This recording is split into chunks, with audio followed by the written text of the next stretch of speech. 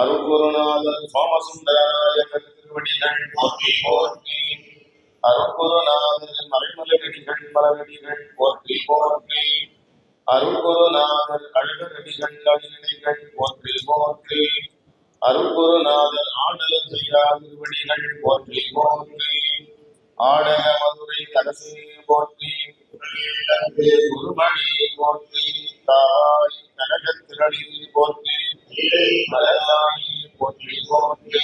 திருக்கழற்குன்றில் செல்வா போற்றி. பூவனத்து அரணி போற்றி.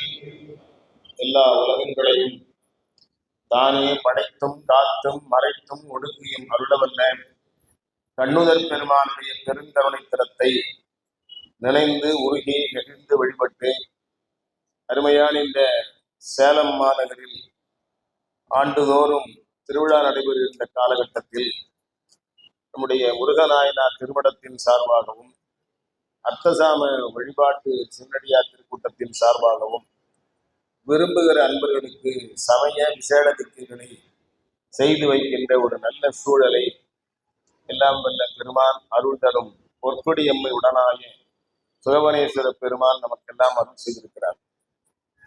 அருமையான இந்த நிகழ்விலே உங்களை எல்லாம் சந்திப்பதிலே நான் மிகுந்த மகிழ்ச்சி அடைகிறேன். ஒவ்வொரு ஆண்டும் இப்படி செய்ய வேண்டும் என்று இந்த இரண்டு அமைப்பையும் சார்ந்த அன்பர்கள் அன்போடு இறைவனை அழைத்திருக்கிறார்கள். நீங்கள் எல்லோரும் ஆண்டுதோறும் இப்படி செய்கிறார்கள், நாம் இந்த ஆண்டு செய்து கொள்ளலாம் என்ற உணர்வோடு செய்து கொள்ளக்கூடாது. உணர்வு பூர்வமாக இந்த வழிபாட்டை ஏற்றுக்கொண்டு நாளும் சமயதிக்கு பெறுகிற அன்பர்கள் நாளும் 2 காலம், காலையும் மாலையும் என்று 2 காலம் தொடர்ந்து தொய்வில்லாமல் செய்வேன் என்கிற உறுதிப்பாட்டை மனதில் எடுத்துக்கொள்ள வேண்டும். அதுதான் ரொம்ப முக்கியம். ஆண்டுதோறும் இங்கு செய்கிறார்கள், நிறைய பேர் செய்து கொள்கிறார்கள், நாமும் செய்து கொள்வோம் என்று செய்து கொள்ளக்கூடாது. உணர்வுபூர்வமாக ஏற்றுக்கொண்டு நாம் என்ன ஏற்றுக்கொண்டோமோ அதை வாழ்நாள் காலம் வரையில கடைபிடிக்க வேண்டும். அதுதான் ரொம்ப முக்கியம். அதனால இந்த சமயத்தை பெறுகிற அன்பர்கள் இன்று ஏற்றுக்கொள்ளுகிற இந்த வழிபாட்டை ஏன் முடிந்தால் இன்றைக்கு மாலையிலேயே செய்ய தொடங்க வேண்டும். அல்லது இன்றைக்கு வாய்ப்பில்லை, நாம் இருக்கிற இடத்துக்கு போய் சேர்த்து இரவாயிடும்னு சொன்னால் நாளை காலையிலும் செய்ய தொடங்க வேண்டும். அப்ப எப்ப முடியும்? தொடங்கினா ஒண்ணு முடியணும் இல்லை, ஏதாவது ஒன்று தொடங்கினா விழா நிகழ்ச்சி தொடங்குது காலையில, மத்தியானம் முடியும். இந்த திருவிழா தொடங்குது 10 நாள் கழிச்சு முடியும். அது போல ஒவ்வொன்றுக்கும் ஒரு எல்லை உண்டு. ஆனா இதுக்கு எல்லை உண்டானா இதுக்கும் ஒரு எல்லை உண்டு. அது என் உடம்பை விட்டு உயிர் போகிற காலம்தான் எல்லை. அது வரையில தொடர்ந்து செய்து கொண்டே இருக்க வேண்டும், இடைவிடாமல் செய்ய வேண்டும். தினந்தோறும் 2 காலம் கட்டாயம் செய்யணும். அதனால அந்த உறுதிப்பாட்டை நீங்க மனதில் ஏற்றுக்கொள்ள வேண்டும். அதே போல விசேடதிக்கை பெறுகிற அன்பர்கள் ஒரு 21 அன்பர்கள் பெயர் கொடுத்துட்டா சொல்லியிருக்கிறார்கள். அவர்கள் நாம தான் இப்ப 2வது நிலைக்கு வந்துட்டோமே, இந்த முதல் நிலை விட்டுடலாம். இப்பெல்லாம் பள்ளிக்கூடம் படிக்கிற போது என்ன பண்றோம், 1வது படிப்போம், அடுத்த ஆண்டு 2வது போயிடுவோம். 1வது பாடம் படிக்க தேவை, அப்படிதானே? 1வது பாடம் படிக்க தேவை, நம்ம 2வது போயிட்டோம். 2வதுல இருந்து 3வது போயிட்டா 1ஆம் 2ஆம் பாடம் படிக்க தேவை. ஆனா இங்க அப்படி இல்லை. நீங்க 2ஆம் நிலைக்கு போனாலும் முதல் நிலையில் ஏற்றுக்கொண்ட வழிபாட்டை தொடர்ந்து செய்ய வேண்டும். அதுல தொய்வில்லாமல் எப்பொழுதும் 2 காலம் செய்ய வேண்டும். அப்படி செய்து விட்டு முதல்ல காலை நேரத்துல இந்த முதல் சமய வழிபாட்டை ஏற்றுக்கொண்ட அன்பர்கள் சமய வழிபாட்டை செய்துவிட்டு சிவபூசை செய்ய வேண்டும். அது தினந்தோறும் காலை நேரத்தில் செய்யணும். சில பேர் எனக்கு தொலைபேசியில் தொடர்பு கொண்டு, எனக்கு பல வேலை இருக்குதுங்க, நான் ராத்திரி பண்ணிக்கலாமா, காலையில விடியற் காலையில் எழுந்து வேலைக்கு போவேன், இரவு வரதுக்கு நேரம் ஆயிடும், இரவு பண்ணிக்கலாமா, அப்படிலாம் பண்ணக்கூடாது. சிவபூசை ஏற்றுக்கொண்டால் சிவபூசை செய்துட்டு தான் சாப்பிடணும். வேணா சுவை நீர் காஃபி டீ குடிக்கிறதுனா குடிச்சுக்கலாம். ஆனா குளிச்சு முடிச்சு சந்தி வழிபாடு பண்ணி சிவபூசையை கட்டாயம் பண்ணிட்டு தான் சாப்பிடணும். சிவபூசை செய்யாமல் சாப்பிடுகிற உணவு மலத்துக்கு சமம் என்று நம்ம சான்றோர்கள் சொல்லியிருக்கிறாங்க. அதனால அதுல உறுதியா இருக்கணும்.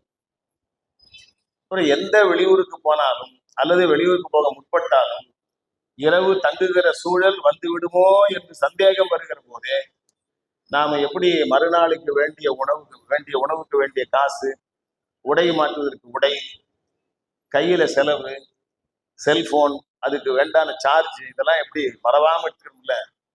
அதே போல தங்கி விடுவோமோ என்ற சந்தேகம் வந்தாலே சிவபூசை பையன் இந்த பக்கம் மாட்டிக்கணும். அதுக்கு பூசை, சாமி, லிங்கம், சிவபூசை பொருட்கள், அதுக்கு வேண்டிய பண்டங்கள் எல்லாம் எடுத்து ஒரு பக்கம் மாட்டிக்கிட்டு போகணும். அந்த பூசை பைய இடுப்பு கீழே தொங்க விடக்கூடாது, தோல்ல தான் மாட்டிக்கணும். தோல்ல மாட்டி இங்கதான் இருக்கணும், இதுக்கு கீழே இடுப்பு கீழே போகக்கூடாது.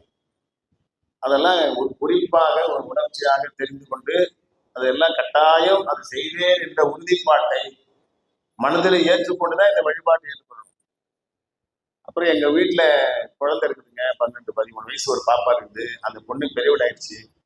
அந்த நாள்ல வீடு தீட்டுப்பட்டு போச்சு, அன்னைக்கெல்லாம் சிவபூசை பண்ண வேண்டியதில்லை அப்படின்னு நினைக்கக்கூடாது. சிவபூசை பண்றதுக்கு தீட்டு என்பதே இல்லை, அது எல்லா நாளும் பண்ணலாம். சரி, எங்க வீட்டுல ரொம்ப வயதானவர் இருக்கிறாரு, எங்க அப்பா 90 வயசுங்க, அவரு திடீர்னு காலம் ஆயிட்டாரு.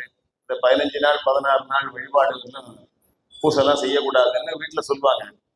அதெல்லாம் நம்ம பூசை கிடையாது, அவங்க செய்யற மற்ற பூசைகள் கூட வச்சுக்கலாம். ஆனா சிவபூசை ஏற்றுக்கொண்டவர்கள் வீட்டுல இழப்பு ஏற்படுமானால் கூட அந்த வழிபாட்டை செய்ய வேண்டும். எங்க அப்பா 2008 பிப்ரவரி 23 நள்ளிரவு காலமானார்.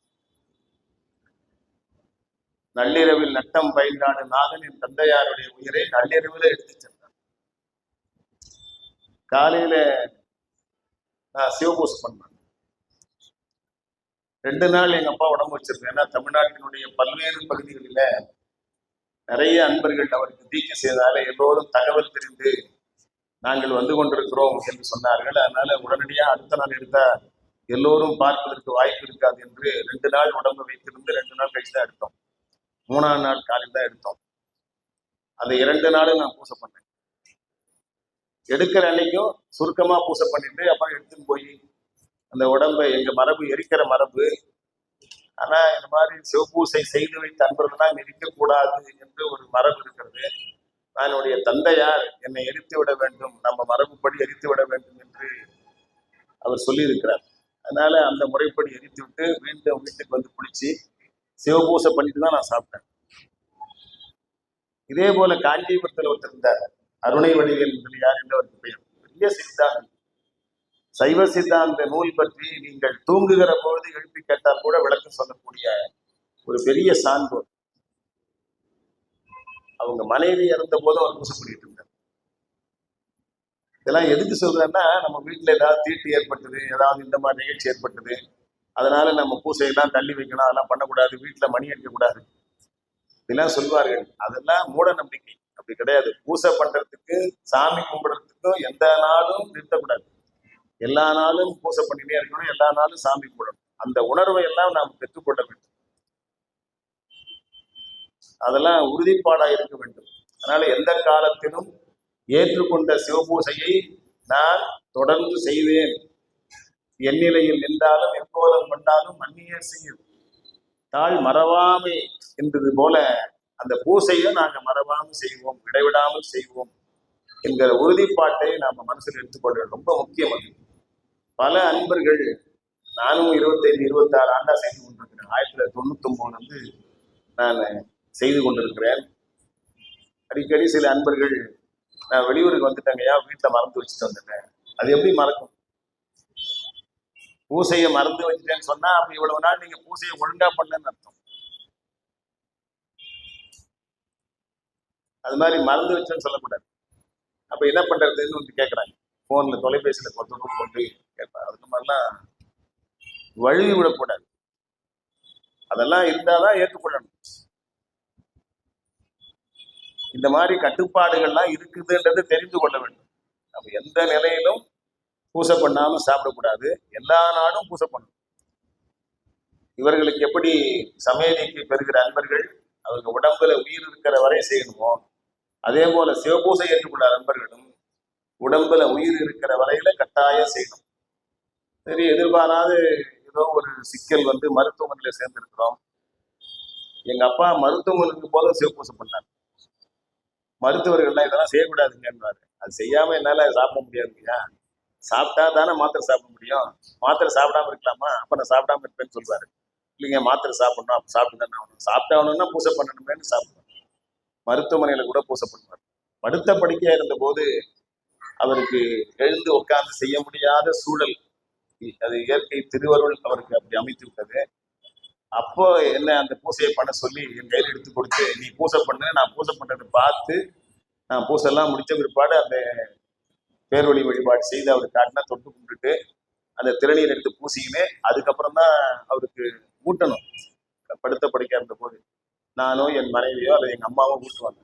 அது வரையில சாப்பிட மாட்டார். காஃபிலாம் குடிச்சிருவார் இடையில, அது குடிச்சுக்கலாம், தப்பு இல்லை. ஆனா உணவு ஏற்படுகிற போது சிவபூசை பண்றவங்க சிவபூசை பண்ணாம உணவு ஏற்றுப்படக்கூடாது. அதனால அதுல உறுதிப்பாடா இருக்கணும். நிறைய பேர் நம்ம சிங்காரம் கூட கைலாயெல்லாம் போயிட்டு வந்தாரு. கைலாயம் போகும்போது கையில் எடுத்துன்னு போனோம் சாமி. நான் ரொம்ப அப்பா கூட இந்த மாதிரி தீக்கையெல்லாம் பண்ணதுக்கு வெளியூருக்கெல்லாம் வருகிற போது நான் அப்பா கூட வருவேன். என்னுடைய சிவபூசை இந்த பக்கம் இருக்கும், எங்க அப்பாவுடைய சிவபூசை இந்த பக்கம், ரெண்டு பக்கம் தொங்க விட்டுக்கின்னு கையில மாற்று உடை உள்ள துணியெல்லாம் எடுத்துக்கின்னு நான் சொந்தன்னு வருவேன். ரொம்ப கஷ்டமா இருக்கு எனக்கு. ஏன்னா என்னுடைய சிவபூசை ஒண்ணு, எங்க அப்பாவது சிவபூசை ஒண்ணு, அது வேற தொங்க வச்சு பிடிக்கூடாது வேற எங்க அப்பா சொல்லுவார். அதனால துணி பையன் மட்டும், உடையெல்லாம் இருக்கிற பையன் மட்டும் தொங்க விட்டுக்கின்னு அவர் என்னை தோல்ல கை வச்சு நடந்து வருவார். அவரு இப்ப எனக்கு திருவருள் ஏதோ வசதியா கார்லாம் இறைவன் திருவருளால அந்த வசதி ஏற்பட்டு காரெல்லாம் வாங்கி வச்சுக்கின்னு அதில் வச்சுக்கின்னு வர்றேன். நான் வரும்போது சிவபூசை போய் கையில் காரில் இருக்கும், வீட்டில் எடுத்து வச்சா இறங்குற இடத்துல எடுத்துக்கலாம். நான் எங்க எடுக்கிற நேரம் அன்பர்கள் எடுத்துன்னு போயிடுவாங்க, நாங்கள் எடுத்துன்னு வராங்க எடுத்துன்னு வருவாங்க. அப்போ சிக்கல் இல்லை. அப்போல்லாம் அப்படி இல்லை, அந்த மாதிரி எடுத்துன்னு போகணும். அந்த சுமையெல்லாம் தாங்குகிற வல்லமையை நாம பெற்றுக்கொள்ள வேண்டும். அதனால சிவபூசை செய்கிற அன்பர்கள் அந்த பொருள் எல்லாம் வாங்கிக்கிற போது, அந்த பூசைக்குரிய பொருளா வாங்குற போது பெருசு பெருசா வாங்கக்கூடாது. அதெல்லாம் சொந்தம் போறது கடினமா இருக்கும். ரொம்ப சின்னதா இருந்தா போதும். அதற்கெல்லாம் நம்ம புத்தகத்துல போட்டிருக்கிறோம், என்னென்ன மாதிரிலாம் வாங்கணும் கொண்டு போட்டிருக்கிறோம், அந்த அமைப்பெல்லாம் கொடுத்துருக்கோம். அதுல இங்க நிறைய அன்பர்கள் இங்க கடையெல்லாம் வச்சிருப்பாங்க, அவங்கெல்லாம் அந்த சின்ன பொருள்லாம் கிடைக்கும். அந்த மாதிரி சின்ன சின்ன பொருளா வாங்கி கொள்ள வேண்டும். ரொம்ப பெரிய பொருளா வாங்கிக்கூடாது. அதையே வீட்லயும் செய்துக்கலாம், வெளியிலையும் கொண்டு போற மாதிரி இருக்கணும். ரொம்ப எடை இருந்தா நம்மளால சுமக்க முடியாது. இப்ப சின்ன வயது சுமக்கலாம், ஒரு 50 வயசு 60 வயசு ஆனா சுமக்கிறதுக்கு கஷ்டமா இருக்கும். அதனால நம்ம கையில கொண்டு போறதுக்கு எளிமையான இருக்கும். பல பேர் சிவலிங்கம் வாங்கும்போது நல்ல, போன வாரம் இங்க ஒரு இடத்துல சிவபூசை பண்ணி பூசை இந்த மாதிரி எடுத்து தீக்கை பண்ணோம். இவ்வளவு பெரிய சிவலிங்கத்தை வச்சிருக்கிறார். அதை தூக்கும் போதே பெரிய கடினம். சிவபூசை பண்ணுகிற அன்பர்கள் இந்த கையை விரலை இப்படி முட்டியை வச்சா எவ்வளவு இருக்குதோ அந்த உயரத்துக்கு மேல வச்சுக்க கூடாதுன்னு ஒரு விதி இருக்குது. இதெல்லாம் நமக்கு தெரிஞ்சுக்கிறது இல்லை. நமக்கு ரொம்ப ஆசையா இருக்குன்னு சொல்லிட்டு பெரிய சிவலிங்கம் வச்சுக்கணும். அது மாதிரிலாம் ஆசைப்பட்டு வச்சுக்க கூடாது.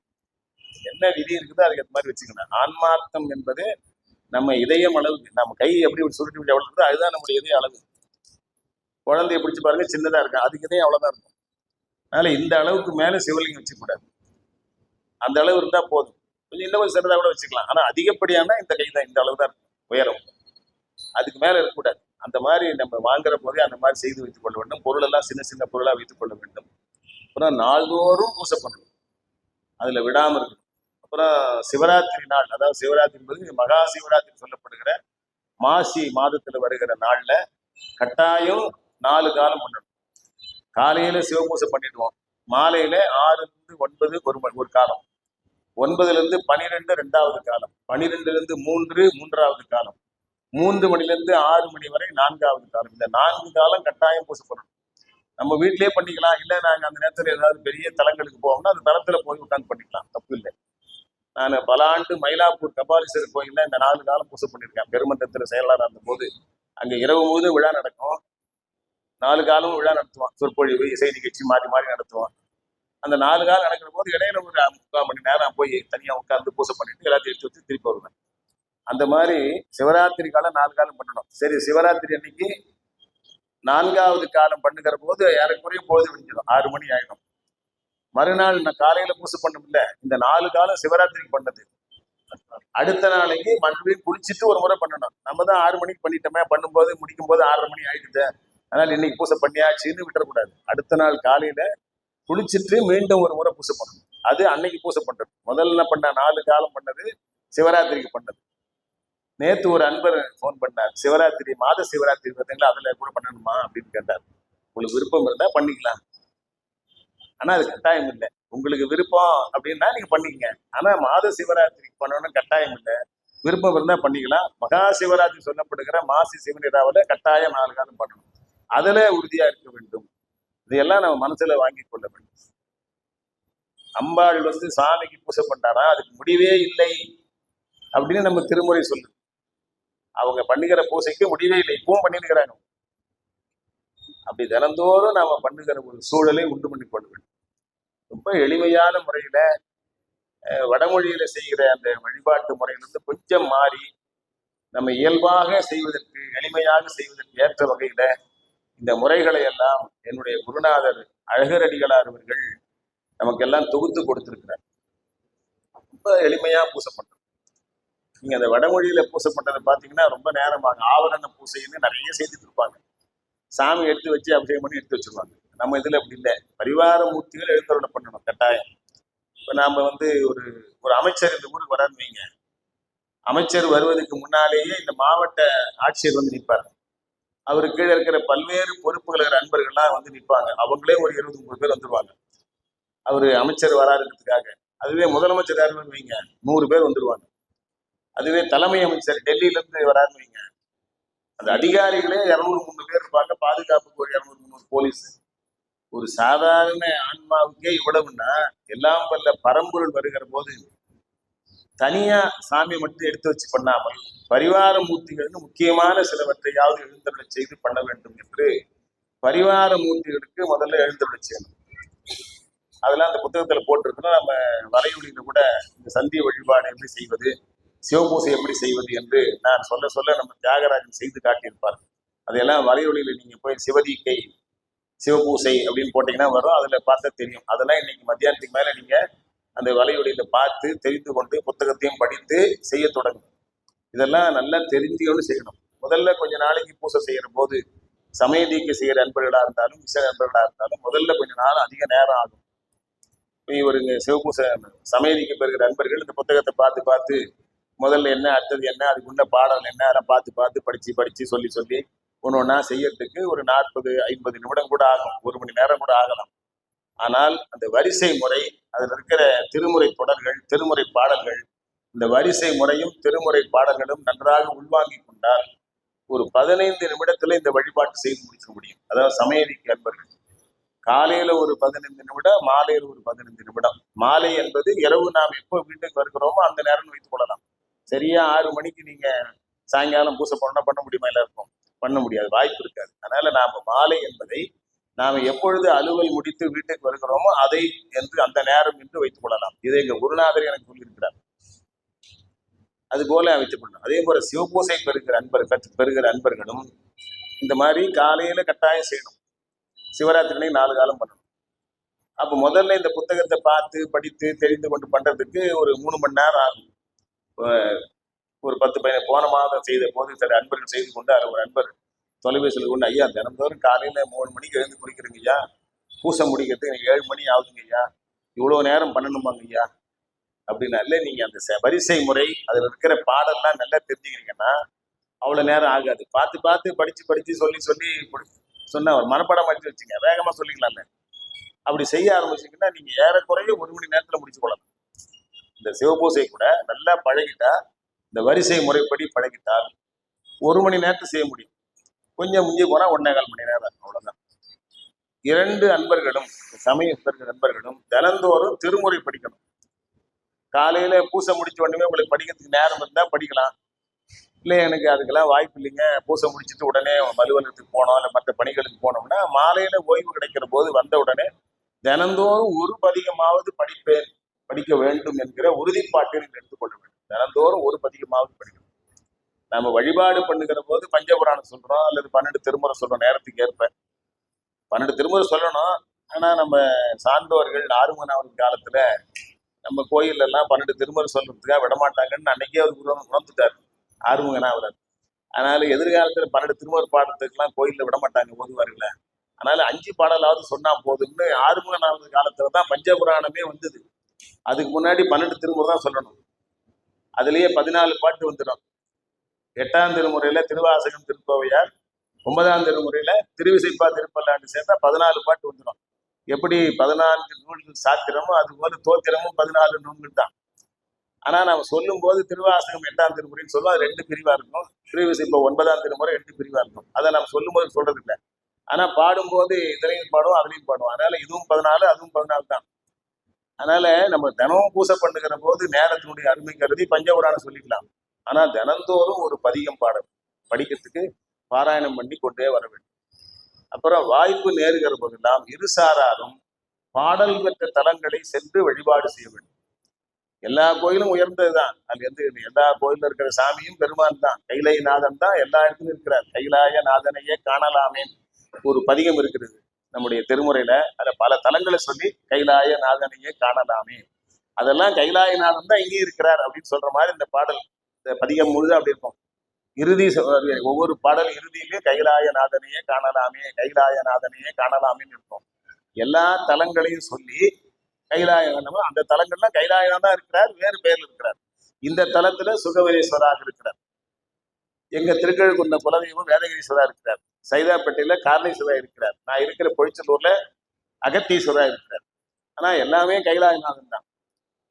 அதனால அவர் தான் இருக்கிறார் எல்லா இடத்துலையும். இருந்தாலும் பாடல் பெற்ற தலங்களுக்கு ஒரு கூடுதல் சிறப்பு. மூவர் பெருமக்கள், நம்முடைய மாணிக்க வாசகர், 4 பெருமக்கள் எல்லாம் சென்று அவர்கள் பாடி அருளிய பதிகங்கள் கிடைத்த தலங்கள் எல்லாம் தேவாரம் பாடல் பெற்ற தலங்கள் என்று நம்முடைய சான்றோர்களால் போற்றப்படுவது. அதனால அந்த தேவார பாடல் பெற்ற தலங்களை வாய்ப்பு நேருகிற போதெல்லாம் சென்று வழிபாடு செய்ய வேண்டும். அது தலப்பயணமாக சென்று அன்பர்களோடு சென்று வழிபடுவது நம்முடைய சமயத்துல ஒரு சிறப்பாக சொல்லப்பட்டிருக்கிறது. நாவுக்கரசர் பெருமான், ஞானசம்பந்த பெருமான் அவர் போகும்போது அவரோட நிறைய அன்பர்களை அழைத்து கொண்டு போனார் என்று பெரிய ஒரு இடத்துல நாம் பார்க்கிறோம். அதுபோல நாம தலப்பயணங்கள் செல்கிற போது அன்பர்களோடு இணைந்து பேருந்து அல்லது சிற்றுந்து பிடிச்சு அதுல போய் ஒரு தலங்களா பார்க்க, வரிசையா அப்படி பார்க்கிற ஒரு முறையை வைத்துக்கொண்டு அப்படி திருமுறை தலங்களை எல்லாம் பார்க்க வேண்டும். அதுக்கப்புறம் தேவாரம் கிடைக்காதது இருக்கு. ஆனா தேவாரத்துல அந்த தலம் மட்டும் குறிப்பிடப்பட்டிருக்கு.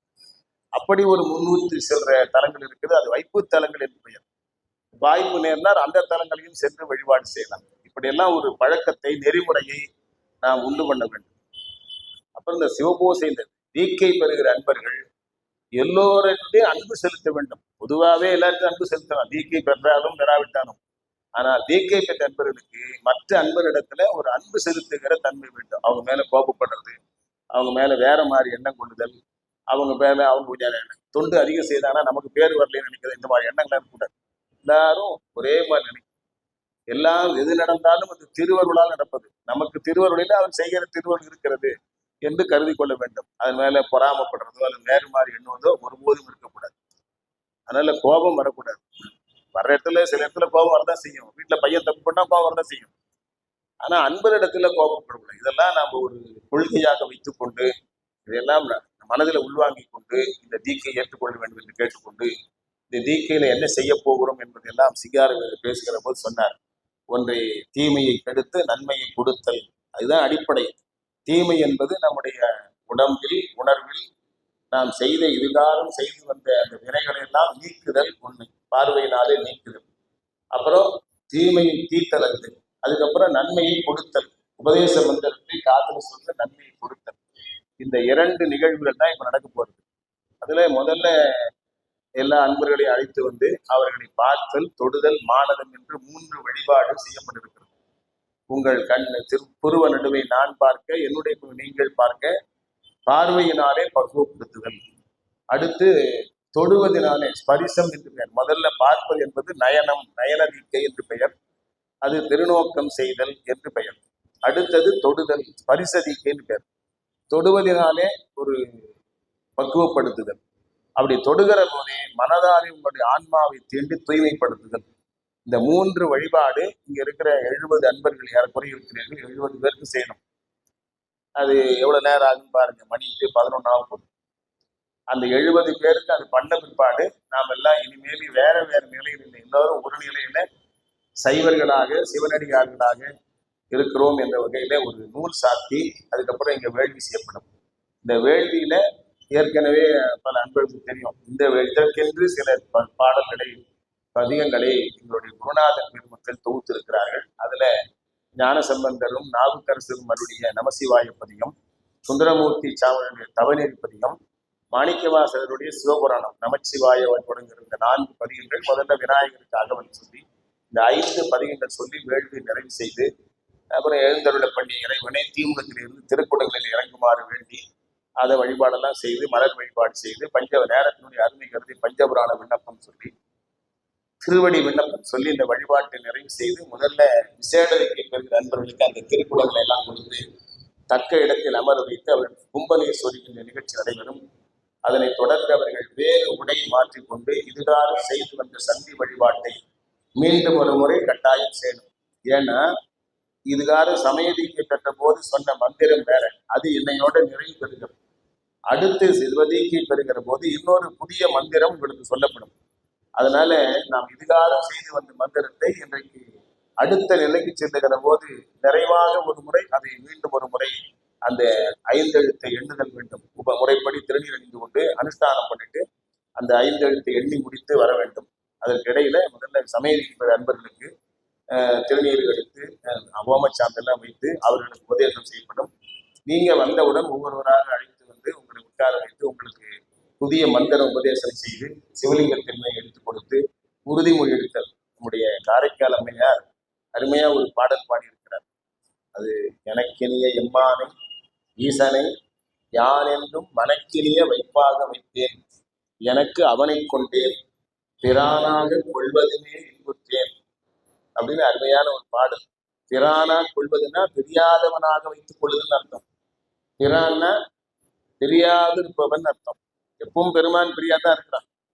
நாம் அந்த திருமேனியை வாங்கி கொள்ள திருமேனியை நம்ம பிரியாம வைத்துக் கொள்ளணும். நம்ம உள்ளூர்ல இருந்தா நம்ம வீட்டுல வச்சுக்கலாம், வெளியூருக்கு போனா நம்ம கூடவே எடுத்துன்னு போயிடும், பிரியாம இருக்கணும். அது போல அந்த பாட்டலை சொல்லணும். ஒவ்வொருத்தரும் தனித்தனியா இங்க சொல்லும் போது சொல்லிதான் பண்ண போறோம். அதுக்கப்புறம் அவங்க வந்து உணவை ஏற்றுக்கொண்டு செவதியக்கை பெறுகிற அன்பர்கள் நாளை காலையிலிருந்து செய்ய தொடங்கணும். சமயதிக்கை பெறுகிற அன்பர்கள் வாய்ப்பு இருக்குமானால் இன்றைக்கு மாலையில் செய்ய தொடங்கணும், இல்லை நாளையிலும் செய்ய தொடங்கணும் தெரிவித்துக் கொண்டு அருமையான இந்த வழிபாட்டை இங்கே செய்வதற்கு ஆண்டுதோறும் செய்ய வேண்டும் என்று விரும்பி ஏற்பாடு செய்திருக்கிற முருகநாயனார் திருமண அன்பர்களுக்கும் அர்த்தஜாம வழிபாடு சிவனடியார் திருக்கூட்ட அன்பர்களுக்கும் இந்த வழிபாட்டை செய்வதற்கு எனக்கு மிக்க துணையாக இருக்கிற நம்முடைய சேலம் பன்னீர் திருமுறை மன்ற அன்பர்கள் சிங்காரம் உள்ளிட்ட அந்த அன்பர்களுக்கெல்லாம் என்னுடைய நெஞ்சார்ந்த நன்றியையும் பாராட்டியும் வாழ்த்தையும் சொல்லி ஏற்றுக்கொள்ளுகிற நீங்கள் இந்த வழிபாட்டை தொடர்ந்து தொழிலில்லாமல் செய்வேன் என்ற உறுதிப்பாட்டை மனதில் ஏற்றுக்கொண்டு செய்ய வேண்டும். ஏற்றுக்கொள்ளுகிற நீங்கள் இதை தொடர்ந்து செய்து வந்தால் இருபாலன் அந்த வழிபாட்டினுடைய முழுமையான பலன் 100 விழுக்காடு உங்களுக்கே சேரும். நீங்க தவறிவிட்டால் உங்களுக்கு செய்து வைத்த பாவம் என்னை சேரும். எனக்கு அது வாராமல் நீங்கள் பாதுகாக்க வேண்டும் என்று அன்போடு கேட்டுக்கொண்டு அனைவரையும் வாழ்க வாழ்க என்று வாழ்த்தி உண்மையான செய்வர்களாக, உணர்ச்சி உள்ள செய்வர்களாக, தமிழ் சார்ந்த நிலையிலே நாம் இனியாவது வாழ வேண்டும். வழிபாட்டு முறையில பெரும்பாலும் வடமொழி புகுத்தப்பட்டு நம்முடைய மொழி புறந்தள்ளப்பட்டிருக்கிறது. இதையெல்லாம் எண்ணி பார்த்து தமிழ் வழிபாட்டை தூக்கில் நிறுத்த வேண்டும் என்று விரும்பியவர் சூளை சோமசுந்தர நாயகனுடைய மாணவராக விளங்கிய மறைமலை அடிகளார். 100 ஆண்டுகளுக்கு முன்னாலே இந்த தமிழ் வழிபாட்டை அவர் தொடங்கி மீளப்படுத்தி விட்டார். 100 ஆண்டுகள் கடந்திருக்கிறது. 1911 அவரே திருக்குட நன்னீராட்டு பெருவிழா அம்பலவான பெருமானுக்கு அவர் வாழ்ந்த பல்லாவரம் மாளிகையில அவரே அதை செய்து காட்டி அந்த தமிழ் வழிபாட்டை மீளப்படுத்தினார். ஏறக்குறைய 1911 இன்னைக்கு என்ன ஆண்டு? 2026 114 ஆண்டுகள் நிறைவு பெற்றிருக்கிறது. ஆனாலும் முழுமையாக வழிபாட்டில் தமிழ் இல்லை. அதனால இந்த வழிபாட்டை ஏற்றுக்கொள்கிற நாம் இந்த வழிபாட்டில மிக ஊற்றமாக இருக்க வேண்டும். நம்முடைய தாய்மொழியில அருளாளர் பெருமக்கள் அருளிய திருமுறைகளை சொல்லி செய்து கொள்கிற வழிபாடு. இந்த தமிழெல்லாம் வழிபாடு பண்ணலாமான்னு கேட்பாங்க நிறைய பேரு. அதெல்லாம் கேட்கிறவங்க கேட்டுட்டு இருக்கட்டாங்க. இறைவனை எல்லா மொழியாலும் ஏற்றி தொழலாம் என்பது நம்முடைய கடவுள் கொள்கை. நம்முடைய ஞானசம்பந்த பெருமான் நல்லம் என்கிற தலத்துல பாடுகிற போது எல்லா மொழியாலும் ஏற்றி தொழுதார்கள்னு பாடியிருக்கிறார். 1300 ஆண்டுகளுக்கு முன்னாலே இந்த ஞான குழந்தை பாடியிருக்கிறது. அதுபோல நாம் நம்முடைய தாய்மொழியில் நம்முடைய திருமுறைகளை கொண்டு செய்து கொள்வது நமக்கு இருக்கிற தனி உரிமை. அதனால அதை ஊற்றமாக இருக்க வேண்டும். அப்படி செய்கிற அமைப்புக்கு ஒரு திருமணம் அமைய வேண்டும் என்று என்னுடைய தந்தையார் விரும்பினார். அவர் காலத்தில் அதை நடைமுறைப்படுத்த முடியவில்லை. அவர்களுடைய நடைமுறைப்படுத்த வேண்டும் என்று பலகால் நான் எண்ணிக்கொள்வேன். அவர் திருவள்ளுவர் செந்தமிழ் சிவநெறிக் கழகம் என்ற ஒரு அமைப்பை 1938-39 தொடங்கினார். மறைமலடிகள் அதை தொடங்கி வைத்தார். அது ஒரு 8 ஆண்டு 10 ஆண்டு நடைபெற்றது. அப்புறம் பல்வேறு சூழலில் அது நடைபெற முடியும். அப்படி நடைபெற்று போதே ஒரு இதழ் ஒன்று ஆரம்பித்து நடத்தினார். நம்ம கொள்கைகளை வெளிப்படுத்த வேண்டும், நம்முடைய திருமுறைகளை தமிழ் சார்ந்த நிலையிலே பரப்புவேன் சொன்னால் ஒரு இதழ் வேண்டும் என்று விரும்பி ஒளி என்று ஒரு இதழ் தொடங்கினார். நான் பிறந்தது 52, அவர் தொடங்குறது 1940 தொடங்கினார். நான் பிறகுவதற்கு 12 ஆண்டு முன்னாடியே தொடங்கினார். ஒளி என்று இதழ் பெயர் வைத்து தமிழ் மக்கள் வாழுகிற இடமெல்லாம் திருமுறை ஒளியும் தமிழ் ஒளியும் பரவ வேண்டும் என்று ஒளி என்ற இதழ் தொடங்கினார். அது சில ஆண்டுகள் நடைபெற்று அந்த அமைப்பு செயல்படாமல் போனது போல இதுவும் செயல்படாமல் போனது. அது எப்படியாவது மீளப்படுத்த வேண்டும், தொடங்க வேண்டும் என்று பலகால் எண்ணியிருந்தேன். ஒரு 3 ஆண்டுகளுக்கு முன்னாலே விழுப்புரத்தில் சில நண்பர்கள் நாங்கள் எங்கள் அமைப்பின் சார்பில் ஒரு இதை தொடங்க போகிறோம் என்று சொல்ல அந்த பெயரையே சொல்லி தொடங்கி நடந்து கொண்டிருக்கிறது. அதே போல் அவர் இந்த தமிழ் சார்ந்த நிலையிலே இந்த வழிபாட்டு முறைகளை தீக்கை போன்றெல்லாம் தொடர்ந்து செய்வதற்கு ஒரு அங்கீகாரம் தருகிற வகையில் ஒரு மடம் அமைய வேண்டும் என்று விரும்பினார். அதை நம்முடைய கோவை வசந்தகுமார் ஐயா அவர்கள் என்ற தந்தையாரிடத்துல நாங்களே அமைத்துக் கொடுக்கிறோம் என்றெல்லாம் சொன்னார்கள். ஆனா அப்பா ரொம்ப மகிழ்ச்சியோடு இருந்தார். அப்புறம் அவருக்கு நாள் ஆக அவருக்கு உடம்புல ஏற்பட்ட நலிவு காரணமாக அந்த சிந்தனையை அவர் அப்படியே வைத்து விட்டார். நான் இடையில எப்பாவது கேட்பேன், என்னப்பா சொன்னீங்க? அவரும் சொன்னாரு நீ பேசாம இருக்கிறேன்னு. எங்கப்பா உடம்பு வயதாயிடுச்சு, கையெல்லாம் நடுக்க வந்துட்டுது, இந்த வயதுல போய் எங்க தொடங்கி இதெல்லாம் நம்ம நடத்துறது, அதனால திருவருள் இருந்தால் அது நடக்கும் என்று சொல்லி அவர் காலம் முடித்து போனது. அதே சிந்தனை நான் இருப்பேன். அண்மையில அது பந்தமான ஒரு கருத்தை சொல்ல வேண்டிய ஒரு சூழல் இயல்பாக ஏற்பட்டு வேற ஒரு துன்பத்தில் இருக்கிற ஒருவருக்கு ஆறுதலுக்காக சொன்ன போது உடனடியாக அது நிறைவேறுகின்ற சூழலை இறைவனும் திருவருடன் நமக்கு கூட்டி வைத்திருக்கிறது. அப்படி ஒரு திருமணம், தமிழ்ச்சைவ ஞான திருமணம் என்ற ஒரு மடம் நம்முடைய பவானிக்கு அருகில் இருக்கிற கவுந்தப்பாடி என்கிற ஊர்ல அண்டமுழுதுடையார் கோயிலுக்கு பக்கத்துல, அதான் கோயில்னா அடுத்த சிவரு நம்ம மடம். அப்படி ஒரு அமைப்பு ஏற்பட்டு அங்கே கட்டட பணி நடைபெற்றுக் கொண்டிருக்கிறது. அது அநேகமாக ஜூலை மாதத்திலே நடைபெற இருக்கிறது. அந்த மடம் தொடங்கி வைக்கிற ஒரு வழிபாடு நடைபெற இருக்கிறது. அது அழைப்புகள் எல்லாம் தயார் செய்து உங்களுக்கு எல்லாம் புலனம் வாட்ஸ்அப் மூலமாக அனுப்பப்படும். எல்லோரும் திரளாக வந்து அதில் கலந்து கொள்ள வேண்டும். நாம் எல்லாம் எந்த மடத்தில் பெற்றுக்கொண்டிருந்தால் நாங்கள் எல்லாம் தமிழ் சைவ ஞான திருமணத்தில் தீக்கை பெற்றுக்கொண்டோம் என்று சொல்லுகிற ஒரு நிலை நமக்கு வர வேண்டும். சைவத்தையும் தமிழையும் என்றென்றும் பாதுகாக்கவும் பரப்பவும் இந்த மடம் தொண்டு செய்ய இருக்கிறது. அது எல்லோரும் இந்த தீக்கை ஏற்றுக்கொள்ளுகிற அன்பர்கள் எல்லோரும் திரளாக கலந்து கொள்ள வேண்டும் என்று அன்போடு கேட்டுக்கொண்டு அனைவரையும் வாழ்க வாழ்க என்று வாழ்த்தி என்னுடைய உரையை நிறைவு செய்கிறேன். இப்போது நான் முன்னே சொன்னது போல அந்த பார்த்தல், தொடுதல், மானதம் என்ற 3 நிகழ்வு நடைபெறுகிறது. 70 அன்பர்கள் ஏறக்குறைய 50 பேருக்கு மேல சேர்க்காதீங்கன்னு சொன்னேன். ஏன்னா எனக்கு வயது 74, இன்னும் ஒரு 2-3 மாதம் 75 வயது. ரொம்ப நேரம் முன்ன மாதிரி உட்கார்ந்து செய்ய முடியல. 180 பேருக்கு 190 பேருக்கு தான் செய்திருக்கிறாங்க. காலையில தொடங்கி மாலை வரையில அப்படியே உட்கார்ந்த நிலையில அப்படியே எல்லோரும் தொடுதல் பார்த்தெல்லாம் செய்திருக்கிறேன். ஆனா இப்ப இந்த வயது அதிகமாக ஆக இயல்பாக அந்த உடம்புக்கு இருக்கிறது, மனதில தெம்பு இருக்கிறது, மனதில உறுதி இருக்கிறது, ஆனால் உடம்புக்கு அந்த உறுதி இல்லை. அதனால 50 பேர் மேல சேர்க்காதீங்கன்னு சொன்னேன். ஆனா இடையில திடீர்னு இன்னைக்கு ஒரு 20 பேர் வந்துட்டாங்க அப்படின்னு நம்ம சீனிவாசன் நம்ம செங்காரவன் சொன்னார்கள். சரி, அன்பர்கள் நம்பி வந்துட்டாங்க, இல்லைங்க 50 பேரோட நிறைவு செய்துக்கிறேன்னு சொன்னா அவங்க மனது புண்படும். அப்படிலாம் புண்படுத்தக்கூடாது. அவங்களே அன்பையும் அவருடைய அன்பு ஏற்றுக்கொள்ள வேண்டும் என்று நம்பி வந்தவர்களை நாம் போற்ற வேண்டும். இந்த குருநாதர் அழகரடிகள் சொன்னார். நான் சொன்னேன், நிறைய சொல்லினே இருப்பார், ஏதாவது வேலை சொன்னா சொல்லினே தொடர்ந்து சொல்லினே இருப்பார். அப்போ கஷ்டமா இருக்குல்ல செய்யறதுக்கு, தொடர்ந்து வேலை சொல்லினே இருந்தா கஷ்டமா இருக்குல்ல. அப்போ நான் சொல்லுவேன், இது தொடர்ந்து சொல்லினே இருந்தா வருத்தமா இருக்காதா, ஏன் நீங்க சொல்லினே இருக்கீங்க அப்படின்னு கேட்பேன். அது எனக்கு இல்லை, மற்றவங்களுக்கு. அப்போ அவர் சொல்றாரு, அப்படி இல்லை, நம்ம பணியை சிறப்பா செய்யணும்னா அது சொல்லிட்டு தான் இருக்கணும். அதே போல அவங்க ஏதாவது நமக்கு சொன்னாங்கன்னா அது அன்பா ஏற்றுக்கொள்ளணும். அது எவ்வளவு முக்கியமா இருந்தாலும் அவங்க கூப்பிடுவாங்க. அவங்க நம்ம அவசரமா வெளியில ஒரு ஊருக்கு போயிருப்போம், அங்க பக்கத்துல இருப்பார் ஒருத்தர், பக்கத்துல தாங்க எங்க வீடு, ஐயா நீ ஒரு முறை வந்து அப்படி கார் கட்டி அப்படி வச்சுட்டு வெளியில வந்திருக்கேன் அப்படின்னு சொல்லி கூப்பிட்டாங்கன்னா, இல்லைங்க இந்த முறை வாய்ப்பு இல்லை, நான் அடுத்த முறை வரேன்னு சொன்னா எவ்வளவு மனசு புண்படுவாங்க. அதனால பரவாயில்லன்னு போய் உள்ள போனா உடனே வர முடியாது. உள்ள போய் காலை வச்சுட்டேங்க, உடனே வெளியில எடுத்து வந்து போயிட முடியுமா? சொல்லும் போது இப்படி சொல்லுவாங்க, வந்து ஒரு 8 கால் வச்சுட்டு போயிருங்கன்னுவாங்க. அப்படி 8 கால் வச்சுட்டு போயிட முடியுமா? உள்ள போனா உட்காரணும், பேசணும், அப்புறம் அவங்க ஏதாவது கொடுப்பாங்க, குடிக்கணும், வற்புறுத்தி சாப்பிட சொன்னா வேற வழி இல்லைன்னு சாப்பிடணும். இதெல்லாம் நேரம் ஆகும் செய்யும். அதெல்லாம் மனதில் பொறுத்து கொண்டு அவங்க அன்பை நாம் மதிக்க வேண்டும், அவங்க நம்பிக்கையை நாம் போற்ற வேண்டும் சொன்னார். அப்படி அது சொல்வார். அதை அடிக்கடி நினைத்து கொள்வேன். அதனால வந்த இடத்துல இவங்க திடீர்னு வந்துட்டாங்க நம்பி, எப்படி இருந்தாலும் ஐயா செய்து வச்சிருவாரு அப்படின்னு நம்பி வந்துட்டாங்க. இப்போ சீனிவாசன் சொன்னாலும் பரவாயில்லைங்கன்னு சொன்னாலும் கேட்க மாட்டாங்க. ஐயா கிட்ட சொல்லுங்க, ஐயா சொல்லுங்க, சிங்காரவேல் சொல்லுவாங்க, ஐயா சொல்லுங்க. அவங்க ஒரு கால் என்னுடைய வருத்தம் கருதி இல்லைங்க வாய்ப்பு இல்லை, நீங்க அடுத்த முறை பண்ணிக்கலாம்னு சொன்னாங்கன்னா அவங்ககிட்ட சிங்காரம் கற்றுட்டாருன்னு தான் போடுவாங்க. என் மேல ஒன்றும் கருத்து பண்ண மாட்டாங்க, என்கிட்ட சொல்லவே இல்லையா அவங்க. ஆனால் சொன்னாங்க அவங்க இந்த மாதிரி சொல்றாங்க ஐயான்னு. நான் சொன்னேன் பரவாயில்ல, எல்லாத்துக்கும் இப்படிதான் நடக்குது.